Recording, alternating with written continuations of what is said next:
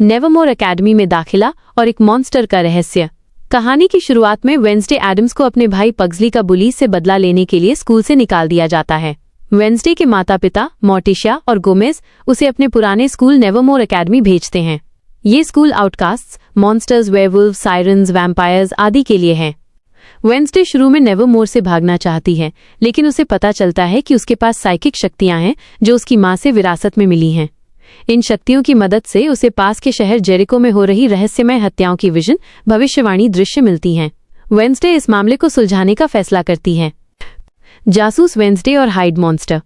Wednesday अपनी sentient डिसएम्बॉडीड hand thing की मदद से इन हत्याओं की जांच शुरू करती है।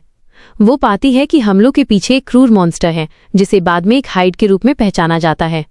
हाइड एक ऐसा आउटकास्ट है जिसे एक मास्टर द्वारा अनलॉक किया जाता है और नियंत्रित किया जाता है।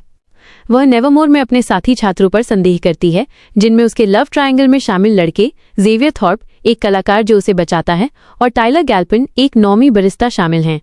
वो अपनी रूममेट इनिट सिंक्लेयर, एक रंगीन वेयरवुल्फ जो अभी तक ट्रांसफॉर्म नहीं हुई है, से दोस्ती करने लगती है, जो वेंसडे के बिल्कुल विपरीत है। अतीत का रहस्य और क्रैकस्टोन का श्राप। जांच के दौरान वेंसडे को पता चलता है कि ये मिस्ट्री उसके माता पिता के नेवरमोर में बिताए समय से जुड़ी हुई है। उसके पिता गोमेज पर 25 साल पहले एक नॉमी गैरेट गेट्स की हत्या का आरोप लगा था, जिसे वेंसडे बेकसूर साबित करने की कोशिश करती है। वो जोसेफ क्रैकस्टोन के बारे में भी जानती है, जो जेरिको का एक पुराना पिलग्रिम फाउंडर था, जिसने 17वीं शताब्दी में आउटकास्ट को खत्म करने की कसम खाई थी। वेंसडे को पता चलता है कि हाइड मॉन्स्टर और क्रैकस्टोन के बीच कोई गहरा संबंध है। मास्टर और हाइड का पर्दाफाश। कई गलतियों और धोखों के बाद वेंसडे अंततः हाइड मॉन्स्टर की पहचान उजागर करती है। वो टाइलर गैल्पिन है, जिसे वो पसंद करने लगी थी। इससे भी बड़ा झटका तब लगता है जब उसे पता चलता है कि हाइड को नियंत्रित करने वाला मास्टर कोई और नहीं बल्कि नेवरमोर की नॉमी बॉटनी टीचर मैरिलिन थॉर्नहिल है। थॉर्नहिल वास्तव में लॉरेल गेट्स है, गैरेट गेट्स की बहन जिसे मरा हुआ माना गया था। उसका असली मकसद बदला लेना है। सीजन का अंतः क्रैकस्टोन का पुनरुत्थान। लॉरेल गेट्स, मैरिलिन थॉर्नहिल का लक्ष्य हाइड का इस्तेमाल करके जोसेफ क्रैकस्टोन को पुनर्जीवित करना है, ताकि वो नेवरमोर और सभी आउटकास्ट्स को नष्ट कर सके। सीजन के अंत में वेंसडे अपनी दोस्त इनिड, जो अंततः वेयरवुल्फ में ट्रांसफॉर्म होती है, बियांका, एक सायरन और उसकी राइवल, और थिंग की मदद से लॉरेल गेट्स और पुनर्जीवित हुए क्रैकस्टोन का सामना करती है।